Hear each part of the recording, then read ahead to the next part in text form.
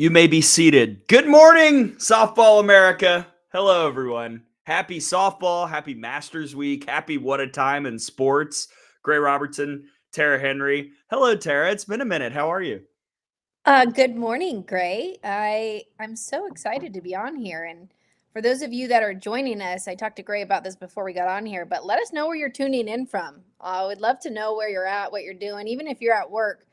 Just let us know where you are, and hopefully we can get you up here to ask some questions. And because we know you've got loads of questions about the rank and the poll. What could people possibly want to know? I don't know, but you can tell us, viewers and listeners at home. So hit the comments, let us know where you are, what you're doing, how you are spending this Wednesday morning. Of course, make sure that you like and subscribe to the Softball America YouTube page. This is also out on X/Twitter. I guess I'm getting used to saying X. So hello to those people, and we will flash your comment or question on the screen. We will have a top 25 Q&A a little bit later. So we understand that people want to know why certain things in the poll were the way they were. We will explain them the best we can, Tara.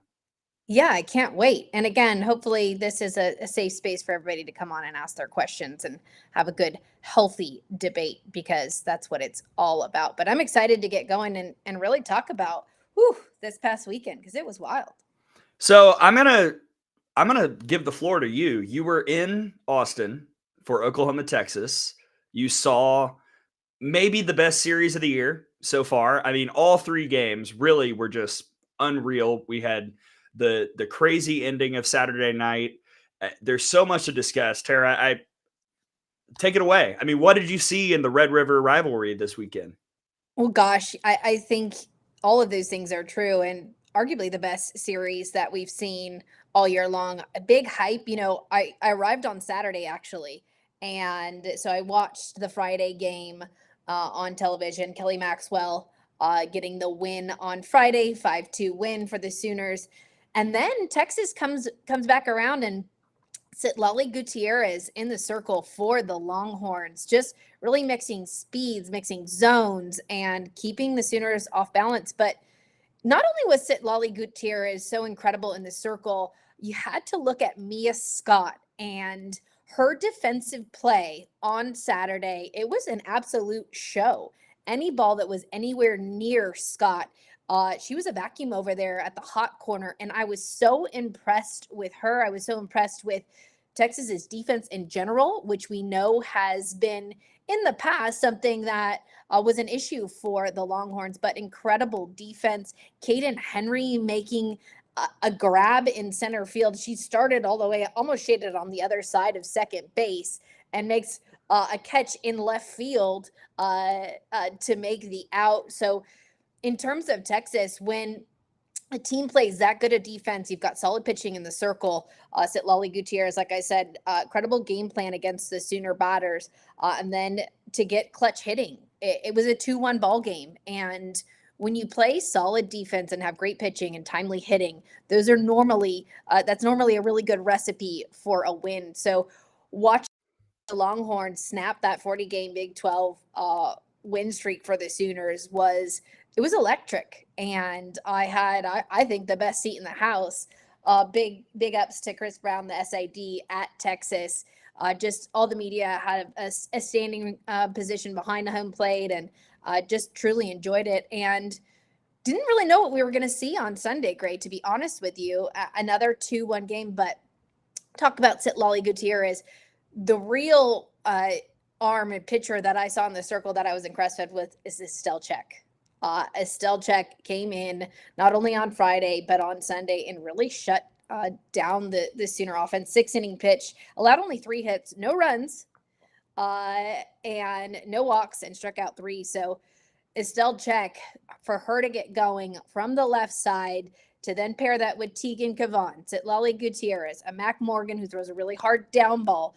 I think the Texas Longhorns were beginning to see a youthful team in the past starting to mature right before our eyes, and just incredibly great softball. I love great softball. It's funny, some people say, oh, you root for one team or the other. It's like, actually, I just really, really want great softball. And we were blessed this weekend to have some incredible moments during that rivalry. And I think it's made for some interesting conversation this week as well.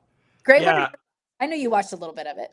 Well, all right. So first off, shout out to game 2, Saturday night, ending perfectly in the halftime window of the Alabama-Connecticut Final Four game.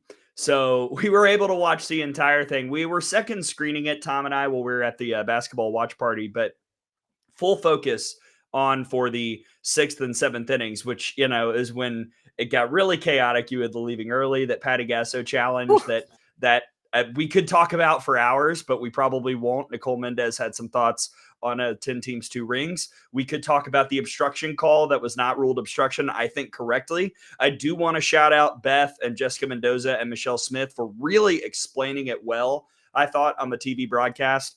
I was really impressed with the Texas pitching all the way around. I kind of thought if Texas was going to win the series, they would have to do it by putting up a number in some of these games. And they did it without scoring all that many runs. It was the pitching that held down the OU offense. And that, to me, might have been the most impressive part.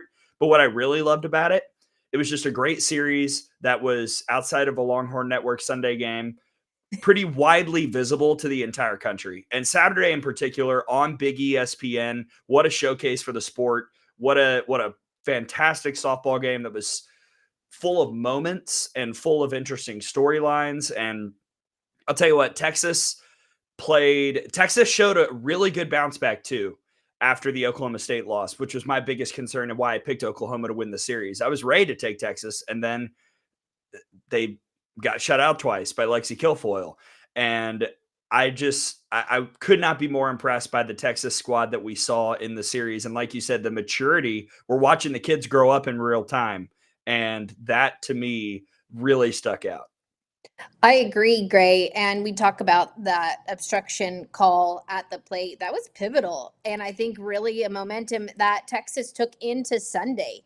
And I know you mentioned that it was on the Longhorn Network, but again, another incredible game. And Tegan Cavan got the start. When you take a look at Oklahoma State, so you look at Lexi Kilfoyle, heavy down ball pitcher, and you see how she was able to really hold down that Texas offense. And you don't see a lot of heavy down balls on OU's staff, right? And I think we're gonna see how effective down ballers are against, because they historically keep the ball in the yard. When you talk about Lexi Kilfoyle, and again, I agree with you, Gray. That's why I had picked OU again to take this series, but Texas proved us all wrong. And exciting to see how they take that momentum and how they use that moving forward. But end of the day, super lucky to be there. Excited to see both those squads as they go down the Big 12 journey and see that Big 12 championship tournament. It's going to be out of control, and our Nicole Mendez is going to be there. That's right. Let's check the chat. David says hello. He's watching from North Augusta, South Carolina. Hey, David. So just random shout out to Augusta, Georgia, because it's Masters week. And, I love the Masters. What a time. Callan Dean, old friend who comments a lot on It Just Means More Softball. Scared for next year's SEC. Wasn't aware till this weekend how extremely young Texas is. Only graduate Czech, Dayton, and Washington. Yes. They're very young. I mean, very, very young and talented. Have some recruits coming in and talent coming in. Texas, very impressive. And like I said, I think we're seeing them grow up before our eyes. And that was on display this weekend. Fang Nai, OU Texas definitely lived up to the hype. Fang, how's it going? Yes. The thing that I love about it is that it did. And how often do these series actually live up to the hype when we set these high standards for all 3 games? I mean, this did live up to the hype. And like you said, I think it was incredible pitching on both sides. And Kelly Maxwell, there's a piece that I put up on softballamerica.com. Jen Rocha is using her in a very different manner than she was used a season ago, using a lot more of the down ball and then mixing in the rise. And I think I spoke to Patty after the post game on Sunday. That was her biggest takeaway, is the growth of Kelly Maxwell. And I think when Coach Gasso speaks about somebody growing, it's not something that she's just going to say. So I think the Sooners were happy with Kelly Maxwell's performance this weekend, and we'll need Maxwell heading into the end of Big 12 play. But enough about Texas OU. Well, one more. How about OU OSU? Nate, Tara, will you be in Norman for that matchup? Hi, Nate. Yes, I plan to be in Norman to see Love's Field for the very first time for Bedlam. So I will be there, and excited to see Love's Field and really walk around and be a part of it. Fantastic. Well, hey, we got some time until then. So let's move on to some of the other biggest headlines. Look, we had 3 top 10 matchups this past weekend, and OU Texas sucked up a lot of oxygen, but we got to talk about the other 2, including Tennessee and Georgia. Tennessee doing it without Kiki Malloy, missed the entire series. I have not seen a timetable, so I'm not sure if she'll be available this weekend, but man, Carlin Pickens and Amanda Scarborough made this point as well. Peyton Gottschall, who might have pitched the best she's looked in 2 years at Tennessee, just shutting down a Georgia offense that has as high a ceiling as anybody in the SEC. But the Lady Vols looked really, really good, especially in the circle. Absolutely. And when you've got an arm like Pickens, I mean, she's throwing 74, was potentially clocked at 78 at the Women's College World Series. That's some serious gas. And her ability to also now control the ball and throw strikes and really hit spots, and the off speed is just lethal. I mean, her off speed is what most actual normal pitchers in D1 throw miles per hour wise. Like that tells you how hard Pickens is throwing. But a huge series for the Tennessee Vols. Again, our best to Kiki Malloy, and hopefully she's got a speedy recovery. That was tough news. And I think when that was announced, you're thinking, oh, Tennessee, how are they going to react? And they responded in a huge, huge way and really silenced the Georgia Bulldogs, which they're going to have to get a little better in the circle. The Bulldogs. We saw Shelby Walters. We've seen Lily Backus. She has all this stuff. So I think for the Georgia Bulldogs, going back to the drawing board and really locking down that pitching circle, and then the offense. The offense has really been able to pick that up for them. And I just every week in the SEC, and now that I'm over in SEC country, I'm lucky to be able to see a lot of these series. It is a dogfight. It's a dogfight in the SEC. Also, and you'd argue that both conferences, I think that Big 12 is right there with the SEC in terms of strength. So, but what a great win for Tennessee. Sans Kiki Malloy as well. I would say for Georgia, the biggest thing for me is all these pitchers have to get on the same page. Shelby Walters is throwing really well, which is good, but it's coming right as Lily Backus is kind of struggling, and Madison Kerpix has kind of been hot and cold. If all 3 pitchers can start to throw well at the same time, then Georgia can get really dangerous. But right now, they seem to be in this difficult situation where only 1, maybe 2 of the 3 are on at the right moments. And that makes it hard to know how to balance that because it seems to change every weekend. Yeah, there's ebbs and flows throughout the season, throughout a team, throughout various years. And if you're going to be going in a little bit of an ebb and flow, right now is probably the good time to do it. You don't want to do it as you're getting into postseason. So hopefully they can figure some things out now. But still, Georgia's a really tough team, and a team I wouldn't want to personally face with that potent lineup. And we'll see how they bounce back here. I think we'll get a good indication the next couple of weeks here on how the SEC shakes out. And I'm sure that if anybody else wants any more information on the SEC, Gray and Tom's got that for you on It Just Means More Softball. So go out. Yeah, why not? Like, subscribe, do all the things on the YouTube page, and keep hitting up the chat. We want to keep shouting out as many of you as we can. Last major headline and the last major top 10 matchup. It was also an epic series in Gainesville between LSU and Florida. Tom and I are recording out of the box on Monday, and I say, hold on, Tom. 2 are in scoring position with 2 outs and Skylar's at the plate. We need to go watch this. And I can't even fathom, describe, imagine how that is. I mean, it was the ending was absurd on Monday. And as Fang Nine just put in the chat, what a brutal, brutal way to lose for LSU, especially when it felt like you were about to roll into Gainesville and take that series when you had that 5-1 advantage.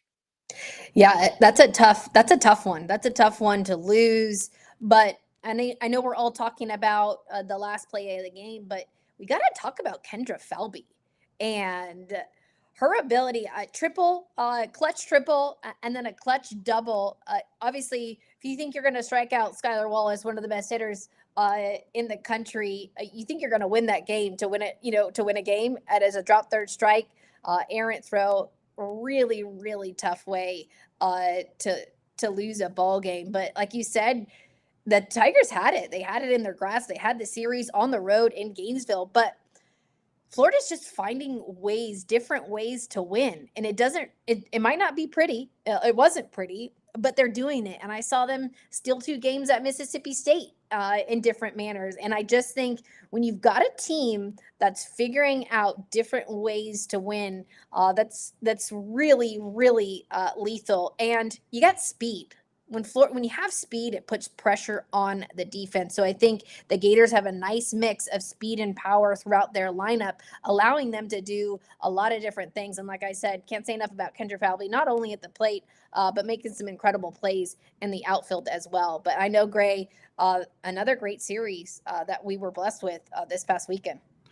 Our buddy Tim Walton is turning back the clock a little bit. This offense, this Florida offense, looks like a classic Florida offense, and he's doing it with essentially 2 freshman pitchers. And that's pretty much it. Olivia Miller is not throwing a ton in conference play. Keegan Rothrock and Ava Brown getting the brunt of the work. And this strategy is working right now. The Gators are second, as we'll get to the standings and all the major conferences in just a minute. But Florida is second in the SEC right now. Incredible. Florida is second in the SEC. And like I said, scrappy wins, but they're getting it done and they continue to win series after series after series. A ton of youth in the circle. We've talked about that. Obviously, an issue at times, but again, finding ways to win. And I can't say enough about Jocelyn Erickson. I think she really balances out and really does a nice job managing that pitching staff. And she's got an absolute cannon behind the dish. And she can hit as well. Huge pickup for Florida. And I think a huge reason she's able to really manage that staff there behind the dish. Yeah, shout out to the Erickson parents who I met in Tuscaloosa. Great family. Yeah, great family, good people. Known her sister Emily and her other sister Kaylee for a very long time from the summer league. So happy for Jocelyn and how well she's doing at Florida. And I'll tell you what, I'd forgotten about this. Fang Nai, who was the coach that gave Florida a first place vote in the preseason, must be onto something. I had forgotten that happened, but someone did it. Who do we think it was, Tara? That's a good question. Who gave him a first place vote? That's a good one. I'm going to think about that. We'll get back to it. Don't let me forget because they are onto something. Fang Nai, you should come on here and be our researcher for Softball America. I'm fine with that. Give me a little less to do. Should we get to the conference races? Yeah, let's do it. All right, let's start with the ACC. I mean, anybody have any questions or want to tell us where you're tuning in from? I know there's a good amount of you on here with us, so let us know where you're tuning in from. Yeah, please do, and we will flash your questions. We will have a top 25 Q&A coming up in just a bit here on Good Morning Softball America. Gray and Tara hanging out here on screen. Let's talk about the ACC. Duke sits up at the top at 13-2. We will discuss Duke's placement in the Softball America poll coming up in a bit. We're talking about the ACC race. Florida State right now in second at 9-3. Virginia Tech and Clemson at 11-4, right behind Virginia and Georgia Tech, right behind them at 9-6. Duke will go to Clemson this weekend. If you win that series, it's hard for me to imagine Duke not winning the ACC. I'm just going to be honest. And as good as the opening was for Virginia Tech, their schedule is the most favorable of anybody in the league. The fact that Duke swept them, it's going to be really hard for them to overcome that. I don't see Duke losing a ton more in SEC play, or I should say in ACC play. I think that Duke is very, very close to having this one wrapped up. Yeah, it's funny. Somebody just said FSU will win the ACC. David did. Somebody said that to me last night. Said miraculously FSU is gonna to win the ACC. I think it was Brady. But yes, I'm actually going to be at the series Clemson Duke on Friday, so be able to check out that series. But it does look like it's going to be Duke's to basically lose, right? Our number one team in the country, and we'll get into that. But Florida State, as everything they've gone through this season, still at 9-3 in the ACC. I mean, is this one of those things where go through the rough patch and then all of a sudden come out really, really strong and are battle tested and make it back to the Women's College World Series? I know you've got a theory, Gray, about Florida State, the every other year theory, but could this be the year? And then Virginia taking the series against Clemson. I'm going to see it in person and really going to see what's going on there and see where the Tigers are having trouble there. But yeah, what a race in the ACC. But Virginia, surprise for me, but Georgia Tech, when you take a look at Georgia Tech and that offense, a lot of home runs this year and something that I've taken note of, and a lot of offense there for the Yellow Jackets. So you talk about Florida State adversity. Michaela Edenfield just tweeted out about half an hour ago that she will be working to get back on the field as soon as possible after breaking her finger in what she calls a moment of frustration. So I'm not sure how long she'll be out, but that is something to watch for Florida State. I think you're right, though. The Noles have done a good job getting back into a strong position. I was impressed by their fight. I watched pretty much the entire Louisville series this past weekend just because the timing was perfect for me to have that on the laptop. And they impressed me a good bit. I still don't know if they're going to break the World Series theory. I will remind everyone I also picked Florida State to win the ACC in our preseason podcast and then miss the World Series. So I could be right on the money. You know, sometimes blind squirrel finds a nut every now and then. But I do want to flash this question from Callan Dean, and then I'll show some of the other comments that have come in. Why does Clemson seem to hit so much better while missing Cagle? Do they go on autopilot when she's hitting because of what she did last year? Cagle did not play last night against South Carolina, and Clemson looked the best they've looked in a few weeks. I'm not sure the status on Valerie Cagle. There have been a lot of things thrown out there about Valerie Cagle in the last month that are a lot of rumors, and we don't talk about rumors here on this podcast. But bottom line, Clemson has not been the team I thought they would be this year. They have some suspicious losses. They have some creaky performances. And if they want to turn everything around this weekend against Duke, is the right opportunity to do so. I couldn't agree more, Gray. This is a turning point. And I had Clemson going to the Women's College World Series in the preseason. Me too. Really high hopes for Clemson, the Tigers. But again, knowing John Rittman and knowing his ability to bring teams together, is it a Valerie Cagle issue? Not quite sure. But even if you don't have a Valerie Cagle on your team, you don't know what it's like. So even without Valerie Cagle, that team has always been able to look up to her, see her process, see what she's able to do. But that allows for someone else to step in into those shoes. So I think that this weekend, I couldn't agree more. And that's why I'm going to the series. I think it's a pivotal weekend for both Clemson and Duke to shut the door on the conference title. Nate is tuning in from Lubbock, Texas. Fang I love that. Is tuning in from the National Weather Center just down the street from Lowe's Field. Oh, cool, Fang. You need to give me a tour of the National Weather Center when I'm there. Can we make that happen? That'd be amazing. I love weather. Wait, can you let us know if it's going to rain this weekend in Tuscaloosa? I'd like to be prepared. I bet you he could. Let us know, Fang. Yeah, Fang Nai, give us the weather. Look, we need a weather report person. Like, we need to be aware of these things. Fang said deal, so yes. You get the tour. Yes, I'm so excited. Oh, incredible. Andrew Petty, Gray and Tara on a live podcast equals fire. Oh, hey, Andrew. Thanks. That's kind. Fang controls the weather. Awesome. Fang controls the weather. That's good.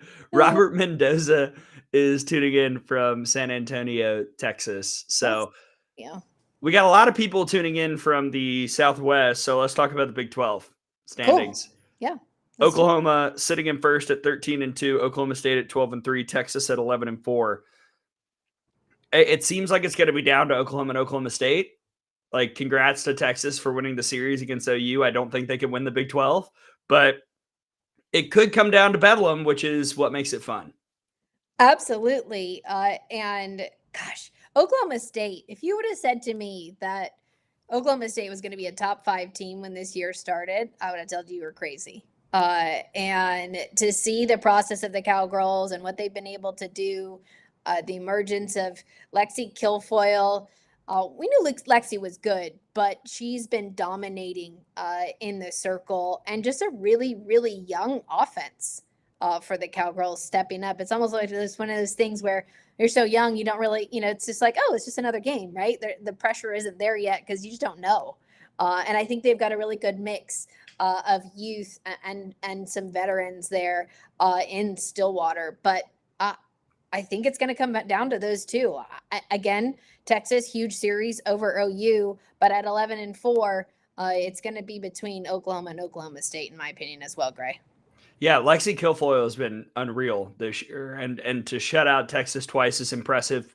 I also want to make sure that we shout out Ivy Rosenberry because she has pitched really well, especially with Kyra Aycock struggling a little bit more.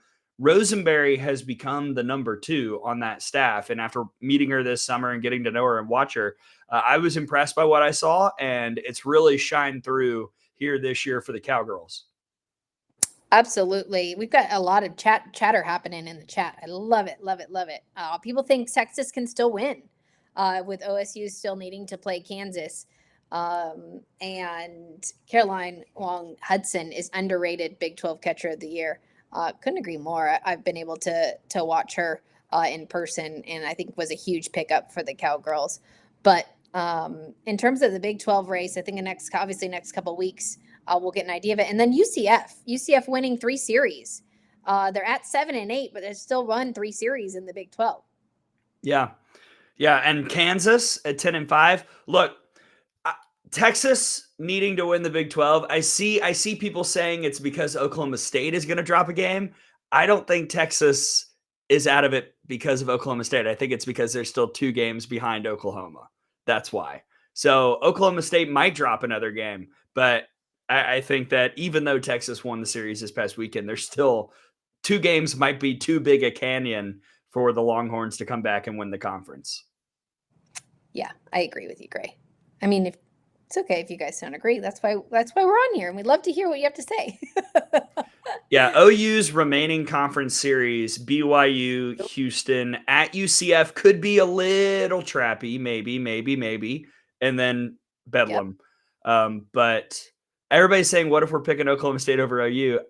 Ooh. Hey, I'm not doing it, but y'all, you do you, fam, as they say, I think. We should screenshot this or when we're done here. I think this is great. We'll come back to this in a few weeks on this same podcast on Good Morning Softball America.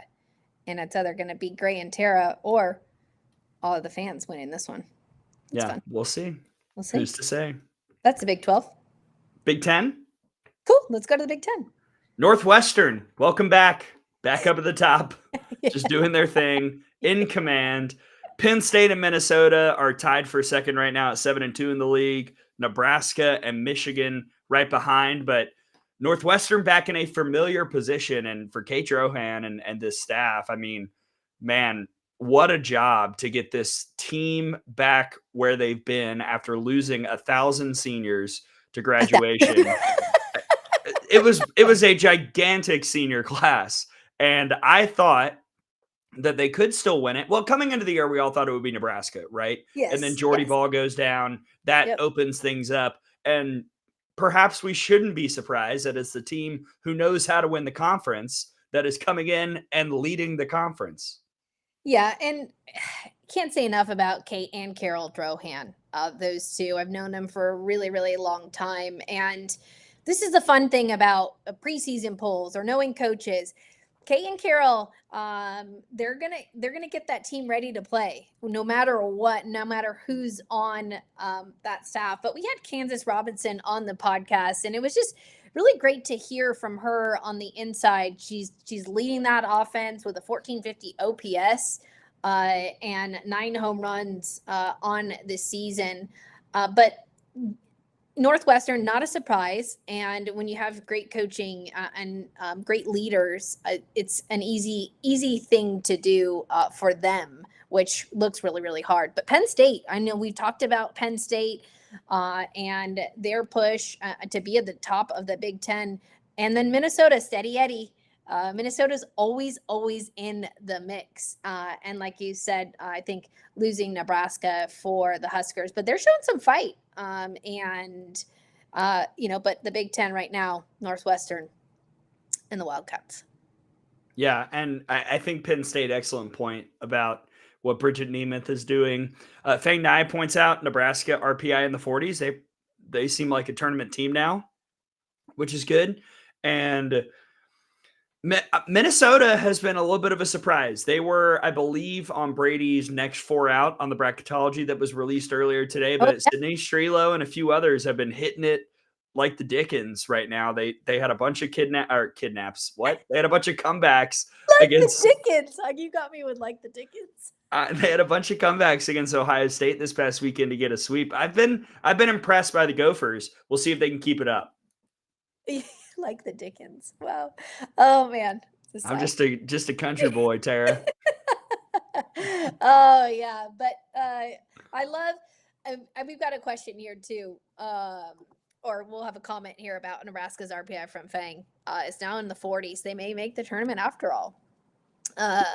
We'll see. Strength of schedule and RPIs. I think if you guys want to know what our first prediction of the season, Brady Vernon, who just does it all, has our bracketology up on the site. Just was put up this morning. So go take a look at it and please let us know what you think. Would love to hear your comments. As long as you're not attacking personally, then that's great. Yeah, we were Brady and I were texting bracket things late into the night because I do my bracketology. I just do the seeding for out of the box. So we were talking about all the scenarios and everything, and Brady was sending me his list, and it's different a little bit. Like I seed it based off of how it is right now. Brady does have to project a little bit because he projects who's going to win each conference. So it's an interesting process that we like to talk through. To the Nebraska point, still have 3 opportunities against Northwestern at home. Those are the final top 50 RPI games left on the schedule for the Huskers. If you win that series, barring, I'll check and see if there's anybody in the 100, barring a loss to Iowa or Rutgers, I think you're in the tournament. Yeah. We'll take a look at how often do you guys go live. I love hearing you two talk softball from Providence, Rhode Island. Wow, I've never been to Rhode Island. You never? I don't know that I have either. We go live every Wednesday.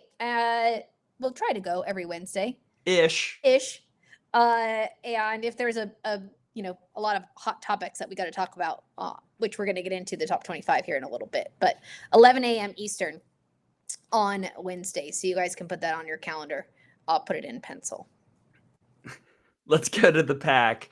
So I'm ready to crown OU Big 12 champs now. Do it. Are we ready to do it for Stanford in the Pac-12? 11-1 in the conference, UCLA in second and 8-3. Next up is Washington with 5 conference losses. So it's down to UCLA and Stanford. And I'm not sure I trust the Bruins to take 2 of 3 against Nyjah and that Stanford team. So it seems like the Cardinal kind of have this on lock, barring some weird situations that could occur down the stretch.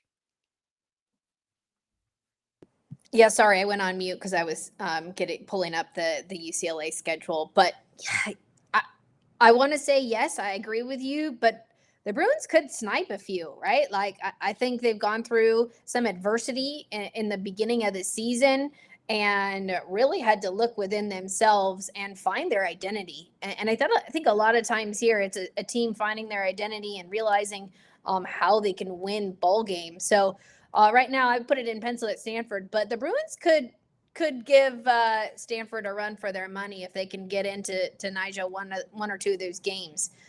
So I'm not ready to crown Stanford yet. I think I still need to wait. personally. I think UCLA would be very, very excited if in a few weeks Washington could take a few from Stanford. Also, the Bruins will get their shot. I believe that is next weekend, not this upcoming weekend, but the weekend after against Nija and that squad. My biggest issue with UCLA continues to be the dearth of high end wins.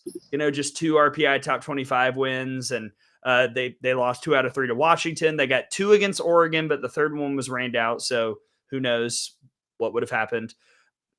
I'm not sure I've seen enough from UCLA yet to say I think they can take 2 of 3 from Stanford, but I've been wrong many, many, many times before. Well, and the Bruins still have Cal, which you never know what Cal team you're going to get. Scrappy over there with Chelsea Spencer at the helm. The Bruins still have Cal, and then they end with Arizona, and that's as I'm like, or they end with Arizona State. But those two, that's the end of the pack. As I get sad thinking about UCLA and Arizona playing for the very last time in the pack, it's it's a little sad, but also incredible, and that could decide it. Arizona and Arizona State for the Bruins, but yeah, I think Stanford obviously is the front runner here.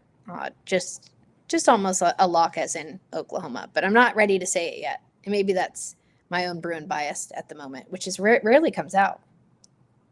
I would never know that you were a Bruin based on talking about UCLA, and I'm not kidding. Let's go to the SEC. Tennessee right now, number 1 in the standings at 10-2, Florida at 9-3, and then behind you've got a hodgepodge of teams with 5, 6, and 7 conference losses. A&M, LSU, Georgia, Arkansas, Mississippi State, Alabama, all not quite out of the mix for the conference race, but right now Tennessee and Florida are up at the top.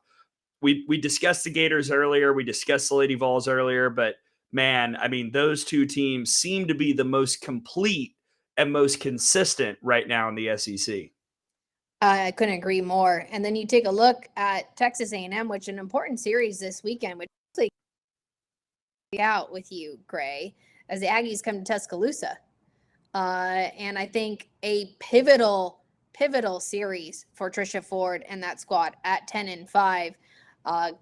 This is going to be a big turning point for them, for the Aggies. Really like what I've seen from Emily Kennedy, Jazz Hill, the addition of Jazz Hill coming over from Arizona State. I think Trisha Ford's done a nice job in her second season to get those at this point. And again, the SEC, super tight race as well, but with Tennessee and Florida at the head of the pack there. Yeah, I was cranking some numbers last night ahead of the Alabama Texas A&M series because Tom and I will be on CTSN for 3 games. BMO and Michelle will be in town, which should be a ton of fun. At least I think they are. That's what I was told a month ago. I've been with them the past 3 weekends. Wow, incredible. There we go. Michelle, she was at Georgia. Sorry. Fang puts out a note on the home away split. I was looking at pitching. The team ERA is significantly higher on the road for Texas A&M. I think it's a 3.4 as a squad, and Emily Kennedy is 3-4 on the road this year. Yeah, I'm sorry. As a team, it's a 3.66. Emily Kennedy, a 3.13 ERA away from Davis Diamond this year in true road games. So that's something to watch this weekend. I know Fang asked Tom and I about that on the pod a few weeks ago. I still don't view a 5-5 away record as truly significantly bad, but there is a stats difference in home and away, and we'll see how that pans out at Rhodes. Oh, it's a significant difference. Yeah. That's why playing at home, there's one, it's hard to play on the road. And I think we witnessed that obviously with Oklahoma this past weekend. There's nothing like playing at home, knowing the dimensions, knowing the field, knowing the dirt, knowing the grass, the dugout, being able to sleep in your own bed, being to wake up and have your routine and get what you want to eat in the morning, have your cup of coffee from your favorite coffee shop. There's something about playing at home. And I don't know if that had anything to do with them hitting more or less, but I would argue that being in a routine for an athlete is a lot better than being on the road, not knowing where you're going to eat, where you're going to be, and all that. But that just could be my 2 cents. If I may, it's also different for radio people as well. I enjoy sleeping in my own bed, you know. Hotels are fun unless I get the sofa bed. Which sometimes can hurt my back. I'm a tall person, but It's all good. And we hope, Tara, that you can be here because everyone, there will be some bonus out of the box content coming out Sunday morning. We'll be doing an out of the box office from the Bama SB premiere Saturday night. Can you explain to everybody what this premiere is and to me? Yeah. So I'm going to pick up the tickets today. You have a ticket. You have it. I think it has your name on it and everything, like embossed in gold. So on Monday night, after Alabama Texas A&M on SEC Network, there will be an SEC story, the first ever on softball, to be released about the 2012 national title team. That's coming out on Monday. Fans who attend the game will be able to bring blankets and sit out on the field. They'll show it on the big board. It'll be an awesome scene. Saturday at the Bama Theater, there is a premiere, a ticketed premiere for us, for the Bama softball family, for all the alums. It's alumni weekend. Everybody's coming into town. There will be a red carpet. There will be it's a whole shindig. So I've got to pick up my suit at the dry cleaners today. I'm shining my best shoes. We are going to go hard, and Tom and I are going to do a little entertainment tonight, red carpet reporting from the premiere on Saturday. So that podcast will come out on Sunday. We'll catch up with Beth and Michelle will be there. Beth will do a Q&A at the end of the event with, I believe, Jackie Trena and Coach Murphy and a couple of the others. It's going to be a lot of fun. Well, I mean, gosh, you just told me. Now I got to go. I mean, guest room's ready. I got to get a dress. Oh my goodness. Okay. All right. Well, hopefully we'll have some cool content from there. And what a cool thing. And can't wait to hopefully walk down the red carpet. I don't think I've ever been on a red carpet. Well, and I'll add this. I see Fang9 saying it's nice to see the SEC document their success. I hope that this breaks the seal. I would love to see an SEC story on Monica Abbott. I personally think once Texas comes in the league, there's a great movie to be made about how Kat Osterman and Monica Abbott were pitching in college softball at the same time. And those are viewed by a lot of people as the two goats of pitching. So I hope that this leads to more movies, more stories, more 30 for 30s, more stuff like that about softball because so many things have happened. I couldn't agree more. All right. We'll keep you guys updated. Ask your questions. It's time for the top 25 Q&A. Let's go. We are ready. Someone sent one in like an hour ago. I'll find it. All right, here we go. Jordan, tuning in from North Carolina. When you get to the topic of top 25, how did you come down to the top 5? Tara, how do we want to attack this? So obviously we have a lot of different voters on our poll, but personally for me, when taking a look, I was actually in Texas, watched the Texas OU game in person.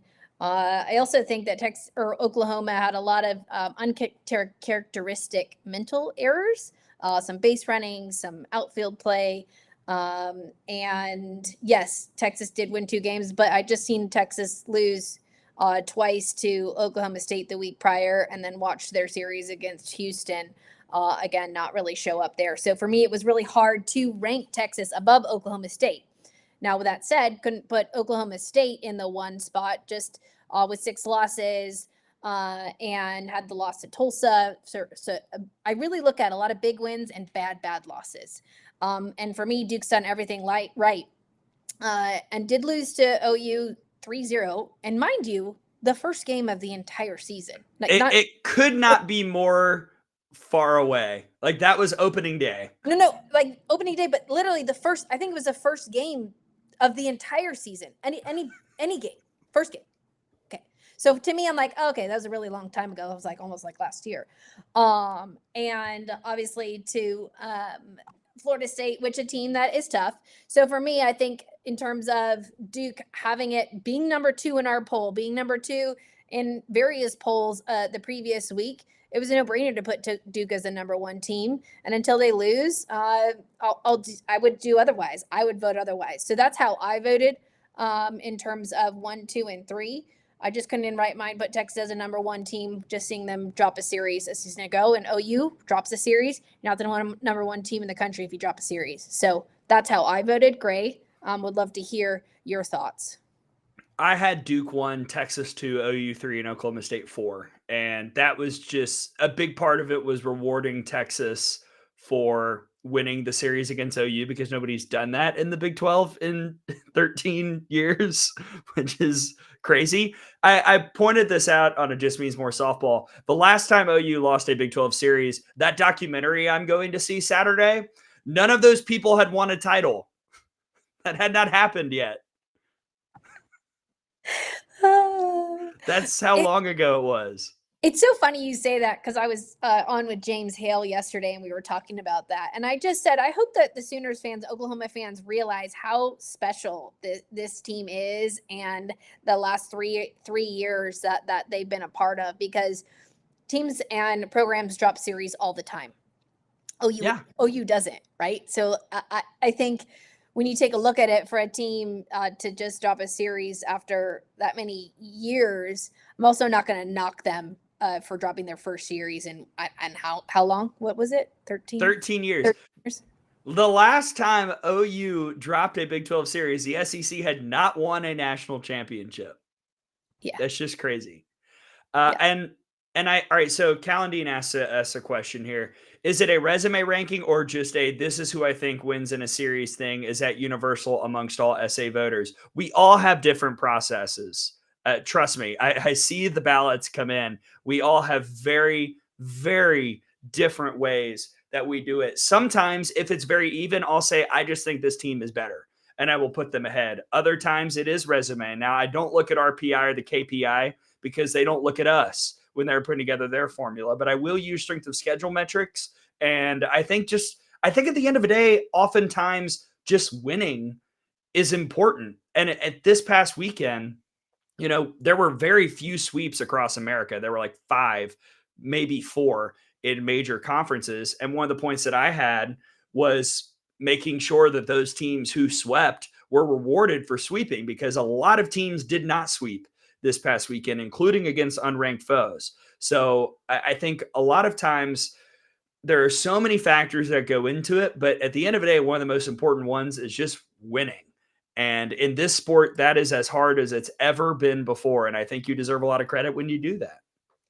And I think what's really unique and what I love about our staff is, yes, we can take a look at wins and losses, but we're all watching games. So for those that let's for an example, for those that watched Clearwater, the LSU Oklahoma State game, and it's pouring rain at the end of that game, and it could have been LSU or Oklahoma State. Now LSU pulls that thing out, but in my mind, that's almost like a tie or a draw. In my mind, LSU didn't technically win that game. So I think it's really important to also understand what happened in games, who was pitching in games, was it errors, was it offense, was it defense, and that goes a lot into how I personally vote. Now, I'm not going to tell anyone else how to vote. I will always talk about what I see, when I'm at games, what I see in the dugout, when I hear conversations, when I hear players or coaches. That stuff's really, really important to me, and always up for a good debate. And I think that's what makes our staff and this platform so special, is we love to hear what you guys think and have to say. And we're not here if we don't have each and every one of you. So it's important that we have an open dialogue for everybody. Jordan asks a question. What do you say to the people who say Duke shouldn't be number one because of their strength of schedule? I've got one response here. Duke is winning the games. That's something important. One of the reasons I was so critical of Alabama's placement in 2019, the committee said strength of schedule. I was like, well, they won every non-conference game that they played, including the ones against the top 10 teams that were on the schedule. Duke is winning a lot of these games. And yes, they have the OU loss that came 2 months ago, literally to the day, more or less, on opening weekend. But Duke is winning these games, and there's not a huge difference in OU and Duke's strength of schedule. OU at 26, Duke at 34. That is not significant enough to me for me to look and say, well, strength of schedule should bump down OU or should bump down Duke for OU. And that was like, if it's 50-10, that's significant. But if it's 8 spots in the strength of schedule metric, odds are that's a 1 game difference. And I don't see Duke's strength of schedule as a big enough weakness to hamper them when we're putting together these polls. I agree with you, Gray, and I think that's what when I'm looking at teams and games, teams that are able to win games. Winning is hard. Again, I know I say this all the time. Winning is really, really difficult. And to do that consistency. So for me, looking at full body of work and to consistently win over time is difficult. To have emotional stability. If I don't know if anybody watched the Mike Candrea podcast, incredible. Him with Coach Tim Walton on Walton's World, talking about what makes players great, and it's emotional stability and being multiplier. So how are you making people better around you? And I think Marissa Young has done an incredible job with that Duke squad with both of those things, with all the adversity that they've gone through in the fall, for them to be emotionally stable and day in and day out, get it done on the field. It's quite difficult. So I agree with you, Gray. And that's why Duke is the number one team in the country. And I will also say this. I think you could argue for any of the top six to be number one. I think you can. And I've seen the comments, not just on our poll, but on Yeah. many, many other polls, the coaches, like every single one on Twitter. I see 8 different arguments for other teams. You know what that tells me? There's no right or wrong answer. Everybody has an opinion, and that's totally cool. That's great. That's awesome. That's good for the sport. I think that this is the most interesting that the rankings have been in a very long time, because there's actually a discussion about it, right? Which is good. And that feeds the content machine. But there's not a right or wrong answer here. All we can do is say what we believe and back it up with the evidence that exists. And I think that the other beautiful part about this is it is April 10th. And these rankings, first off, aren't even factored into the NCAA tournament, but also they are incomplete. We still have a lot of softball to go, and they're going to keep changing. Yeah, Donna Tyson asked if these rankings, like, where do these rankings go? It's like, well, the selection committee, it looks at the RPI, and then it was introduced at the NFCA, the KPI, and that was actually introduced in Louisville this past NFCA. So that's what the selection committee is looking at. But no, the rankings are fun. It's great to watch, be able to watch games and evaluate talent and evaluate teams. And again, a great talking point. And OU has been number one for so long. I just don't think people are used to having a debate about the rankings. That's what I really think. Yeah, we actually had the coaches poll, 5 different teams got a first place vote. When was the last time that happened? I honestly, I couldn't tell you. I mean, we'd have to go 2020, maybe? Maybe. The season that never happened, sadly. But that was a kooky year. Maybe we're having a kooky year. I don't know. I mean, yeah. Who knows? If someone could look that up, we can look that up. All right, my throat is starting to go a little bit, Yeah. so we're going to move on to what's to come this week. Look, the allergies, the pollen comes for us all. I'm not going to lie to you. So tonight, Texas State at Texas and Kentucky at Louisville. Obviously, Texas State at Texas is the big draw here. We assume, hopefully, it'll be Jessica Mullins against the Longhorns. Texas, is there a hangover after what they did against OU this past weekend? And Texas State, you win this, and then with a big series this weekend against Louisiana, you could, I don't want to say lock up. That's not fair, but you could put yourself in as favorable position as maybe any mid-major's been in a long time to host a regional. Oh, 100%. Love what they're doing at Texas State and Jessica Mullins, and huge week for the Bobcats. I mean, it's huge. And again, we've got Duke at Clemson. Like I said, I'll be at, and then we'll be at Alabama, Texas A&M as well. Another sneaky series, Tennessee at Mississippi. Yeah. Mississippi State, they're tough. Could take some from the balls. This is sound the alarms, trap series. Yes. I agree, Gray. Like I am with you on that one. Look, I'm calling it trap weekend in the SEC because 5 of the top 6 are on the road.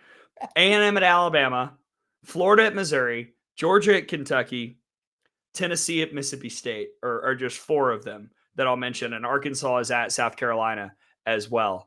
But Madison Kennedy has been I think she's going to win SEC Player of the Year. Yeah. And I think Carlin Pickens right now is the front runner for SEC Pitcher of the Year. Fire me up. We get that this weekend. Yeah, maybe I'll have to get on over to Starkville after I go to Tuscaloosa. Maybe Clemson, Tuscaloosa, Starkville. Hey, look, we just need you Saturday night. And then if you want to stay for the early Sunday game, and then, well, I guess, or no, here's what we'll do. Do Clemson, then Saturday, Alabama A&M for the premiere. Go to Starkville Sunday. Come back to Tuscaloosa for Monday Night Softball. Yeah. I need a driver. Who wants to drive me? Fang, are you?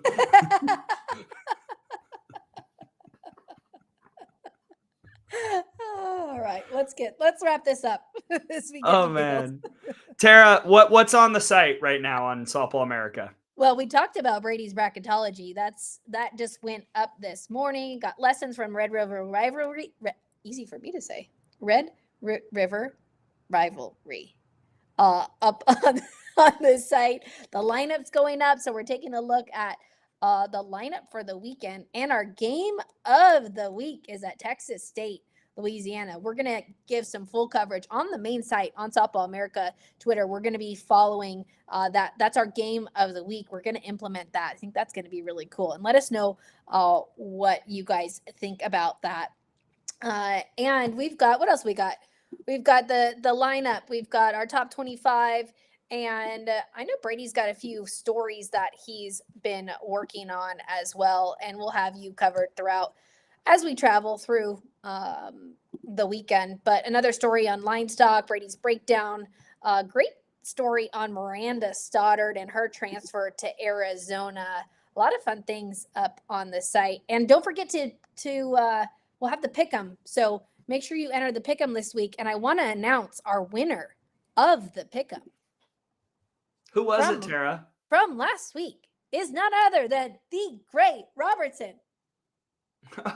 Oh, didn't see you there. Yeah, actually, that red carpet is for my picks championship. I have done picks with Tom Canterbury on the Out of the Box podcast for 6 years, and I've never won, but once on Softball America, here we are. Just you won the whole thing. And I was challenging Aubrey, our good friend Aubrey Myers, who just loves Liberty. I was challenging Aubrey at first, and I said, hey, why don't we just say everybody, whoever wins this week gets to pick the pick'em. And Gray goes and wins the whole thing. Can't believe it. Congratulations. It's all part of my plan, just to have to do every bit of work possible. Yeah, we're just gonna give Gray more work to do.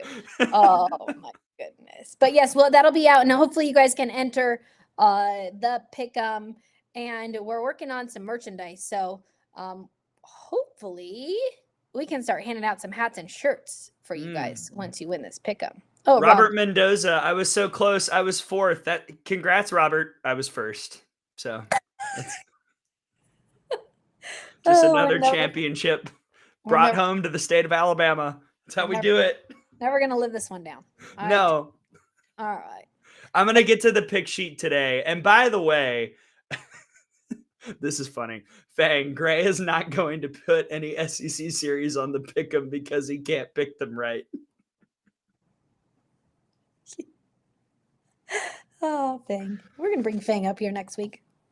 Yeah, but one quick nugget on Texas State, Louisiana. Our friend Nicole Mendez, host of the 10 Teams 2 Rings podcast, will be on the call for that all weekend on ESPN Plus. So make sure you check that out. We'll have that graphic and that document posted on the weekend announcing where Rain and Sydney and everybody else, including myself, although y'all know where I'll be. We'll have that posted tomorrow, Tara.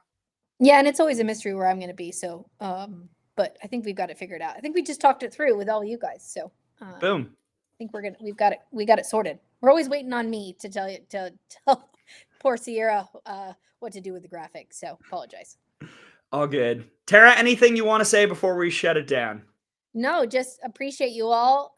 We love that you guys join us in the morning and are a part of this. And we just love softball and love that we've had some great series, incredible performances, and we'll continue to highlight those and let us know what you think.